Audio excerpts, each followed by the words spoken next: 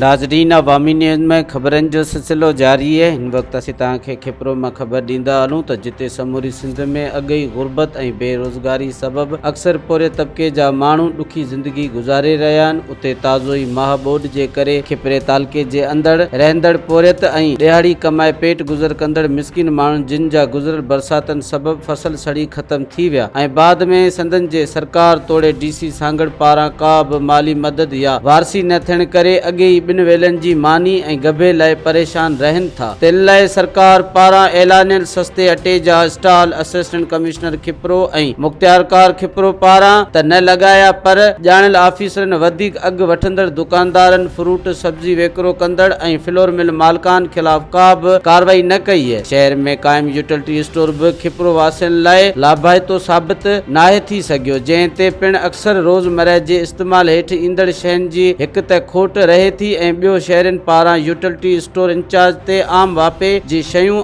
आम माण्हुनि खे ॾियण बजाय वापारियुनि खे वेकिरो करण जा इल्ज़ाम आहिनि। महांगाई एॾी वधी पई आहे त चवनि था त इमरान खान ईंदो तब्दीली ईंदी। तब्दीली कहिड़ी आई आहे तव्हां पाण ॾिसी सघो था। ग़रीब माण्हू जेको आहे ॾींहं ॾींहुं ग़रीब थींदो वञे पियो, अमीर माण्हू ॾींहं ॾींहुं अमीर थींदो वञे पियो। हर शइ महांगी लॻी पई आहे। नओं पाकिस्तान त दिलि चए थी त ॿियो जनमु मिले त वरी पुराणे पाकिस्तान में वञूं। नए पाकिस्तान जी ॻाल्हि ई न कयो। नए पाकिस्तान त असुल बसि कमु लाहे छॾियो आहे। 3 साल इमरान खान जी हुकूमत आई आहे न, ग़रीब जो जीअण हिकिड़ो ॾाढो जंजाल थी वियो आहे। मां ॿाराड़ी में विज़िट कंदो आहियां, वेंदो आहियां त ॾिसंदो आहियां कंहिंजे घर में 3 ॾींहं अटो कोन थो पचे। चकी तां अटो वठंदा त हिकिड़ी 10 किले वारी थैली 670 रुपया। कूड़ी दाऊं कूड़ियूं ॻाल्हियूं। इमरान खान बिल्कुलु नाकाम थी चुको आहे। अटो 3-4 महीना थिया अचे कोन थो, खंडु अचे थी गैर मयारी आहे। ऐं ॿियो तव्हां पाण ॾिसी सघो था गिहु अचे थो त राति अंदरि गायब। ॿियनि यूटिलिटी स्टोर में अटो मिले, हिते छो कोन मिले? हिन यूटिलिटी स्टोर छो कोन था ॾियनि? 2 महीना थिया आहिनि साईं, अटो कोन आहे फ़िलहाल। खंडु त अॼु ख़तमु थी आहे साईं, डेली ईंदी आहे गाॾी।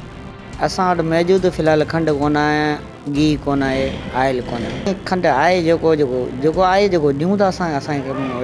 खंडु आहे, चूरो आहे, ईंदी अहिड़ी आहे, बसि छा कयूं। ज़रूरत इन ॻाल्हि जी आहे त डीसी सांगड़ खिपरो में मातद ऑफिसरनि खे पाबंद बणाए शहर में सस्ते अटे जा स्टॉल क़ाइमु करण समेत आम वापे जी शयुनि जा वधीक अघु वठंदड़ वापारियुनि दुकानदारनि खिलाफ़ कार्रवाई करे त जीअं शहर में पैदा थियल बेचैनी ख़त्म थी सघे। कैमरामैन फजल रहमान सां गॾु हरीश, KBC अवामी न्यूज़ खिपरो। मज़ीद खबरों और तफसीलात के लिए विजिट करें हमारी वेबसाइट www.awamiNewsHD.com।